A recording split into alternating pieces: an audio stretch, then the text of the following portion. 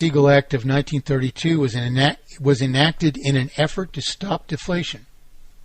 Bingo. There you have it. We're reading this in the 1933 Act. We have two. 1932 Act, 1933 Act. It was enacted in an effort to stop deflation. What have I been telling you? You know, once you exceed your creditworthiness, you can't afford to maintain a vital circulation by further borrowing.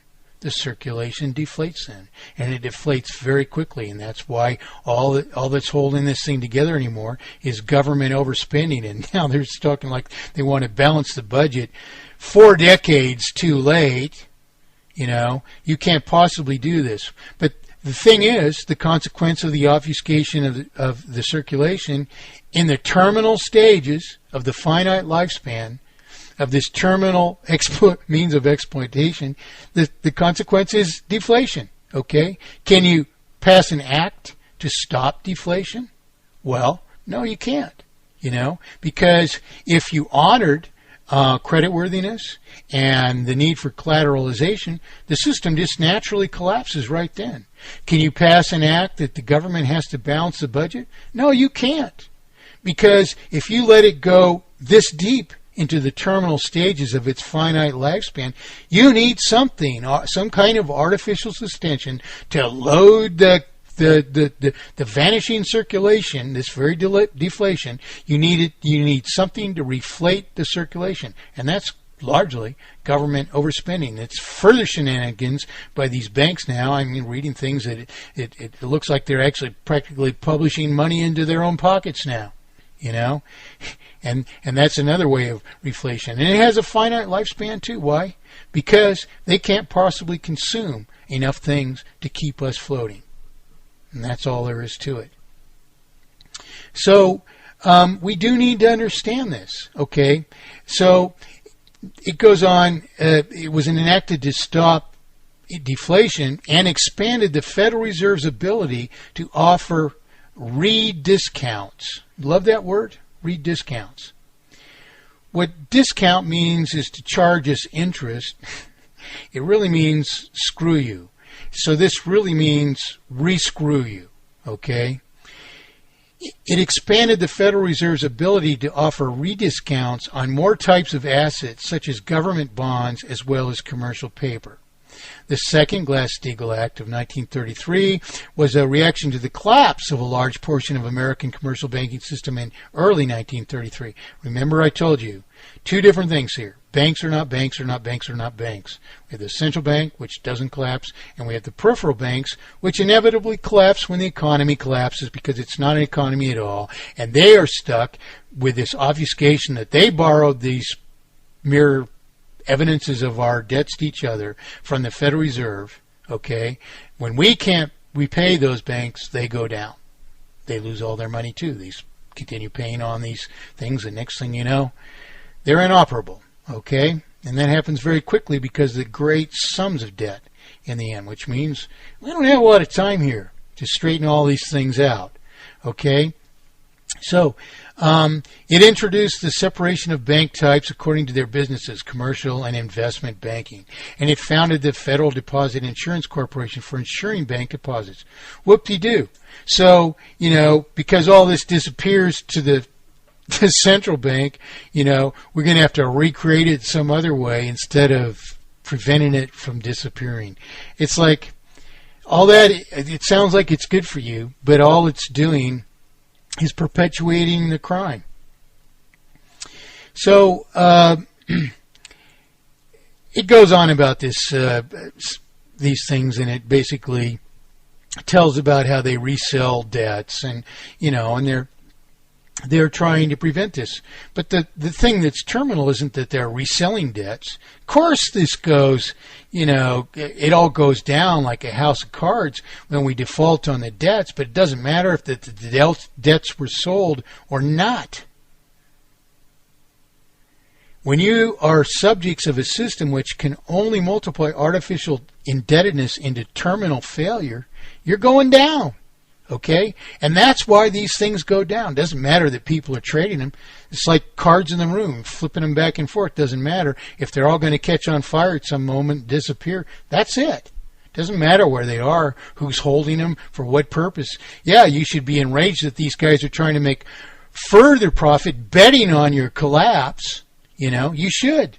You should. But Glass-Steagall doesn't fix that. You know, it might prevent some of them from betting on your collapse. So what? You're still collapsing. What you really want to avoid is collapsing. And Glass-Steagall does not rectify the obfuscation of the currency, which is terminal, which causes all this. Okay? I'm going to skip ahead because that's about all there is really to say about it, except for some interesting history. And that is, in truth, it's not very interesting history. It's the same old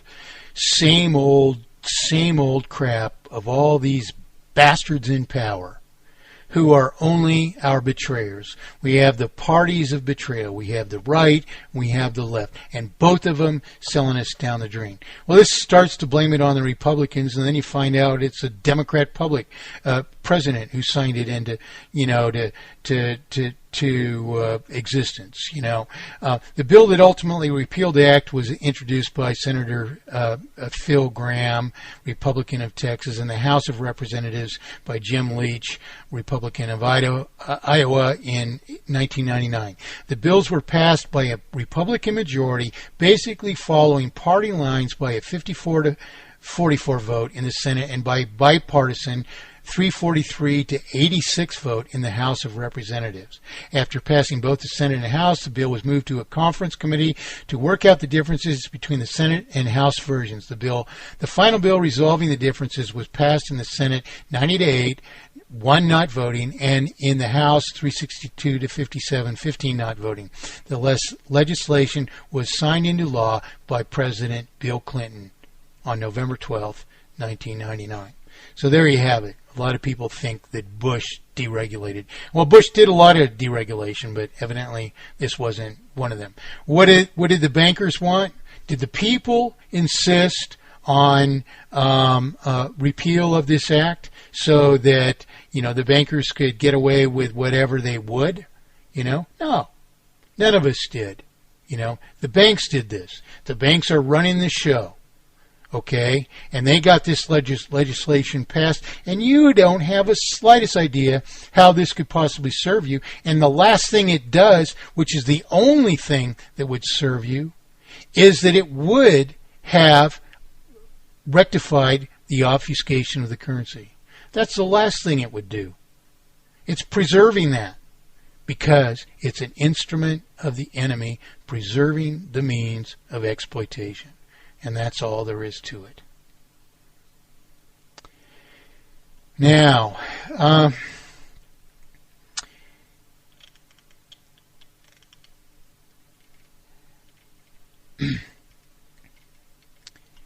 I'd hope to be farther along, and I'm kind of, off the tracks here because, all the technical difficulties spread me, put me in places I didn't intend to be in.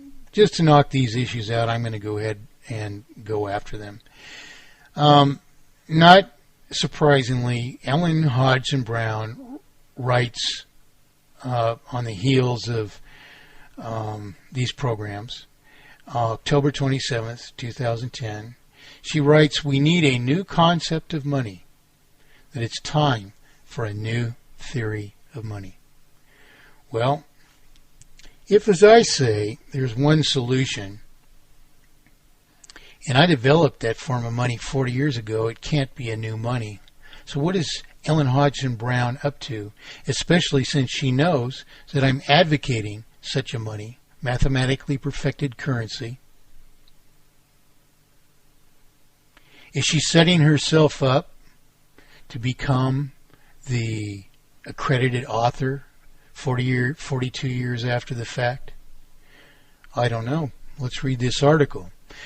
She says, "The reason our financial system has routinely gotten into trouble with periodic waves of depression, like the one we're battling now, may be due to a flawed perception not just of the roles of banking and credit, but of the nature of money itself." She's starting to sound like me more every day, you know. In our economic adolescence, we have regarded money as a thing, something independent of the relationship it facilitates. But today, there is no gold or silver backing our money. Instead, it's created by banks when they make loans. Sorry, Ellen. It's created by banks who intervene upon the relationship between the real creditor, which the banks deny interest, and the debtor who issues their promissory obligations. And then the banks do that, not to loan money into circulation, the money didn't even exist, but to create the evidence of our promissory obligations on their paper so they can launder principal into their possession and then multiply that artificial indebtedness perpetually by interest until it turns into a terminal failure. By interest, Ellen, the very thing you sought to preserve just a few years ago. You said we'd be all right if we published it into circulation with the principal. And you couldn't associate those quantities with the right amounts we should be spending for taxation. And you still called it interest, though it was taxation. And you're all over the map. All over the damn map. She goes on. But today there is no gold or silver backing our money. Instead, it's created by banks when they make loans. That includes Federal Reserve notes or dollar bills, which are created by the Federal Reserve, a privately owned banking corporation, and lent into the economy, the live economy. Virtually all money today originates as credit, no kidding, or debt, which is simply a legal agreement to pay in the future. Money as relationship. Next title.